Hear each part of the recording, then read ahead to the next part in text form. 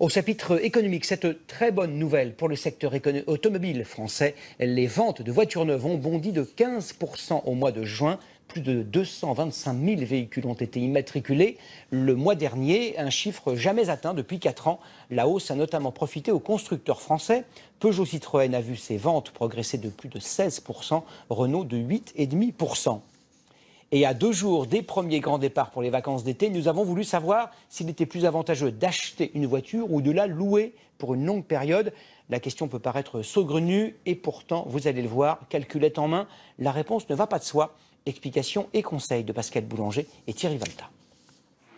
Les Français, en majorité, ne rêvent plus de posséder leur automobile. Ils préfèrent l'usage à l'image et se posent cette question.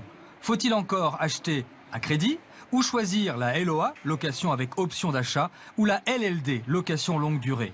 Les consommateurs apprécient de plus en plus la LOA. Ils peuvent racheter le véhicule au bout de 3 ou 4 ans, mais la plupart du temps, ils n'exercent pas l'option et continuent de louer.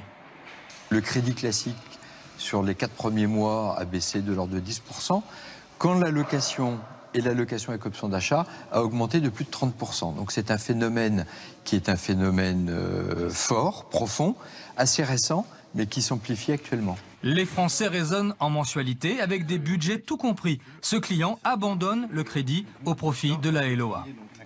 Vous aurez marqué exclu LOA. Voilà. Donc aujourd'hui, c'est le mode de financement privilégié des Français. Donc vous pouvez retrouver directement nos simulations et comparer. Illustration avec ce modèle qui vaut 13 500 €. À crédit, la mensualité est de 379 € sur 4 ans, 197 en location longue durée, 178 en LOA.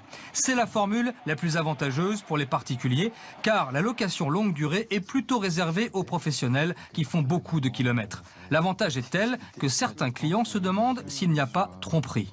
Alors c'est vrai qu'avec une mensualité qui englobe tout, c'est un peu moins clair de voir exactement quel est le prix de la voiture, quel est le prix du financement, quel est le prix du contrat d'entretien. Donc il y a à peu près 80% des gens qui se sentent quand même un petit peu embrouillés par ces formules. Des formules souvent attractives. Exemple avec cette voiture premium de 24 000 €. La mensualité en LOA est de 394 € contre 728 € à crédit. Avec la LOA, on peut s'offrir un modèle plus cher, changer plus souvent pour éviter les pannes et rester au goût du jour.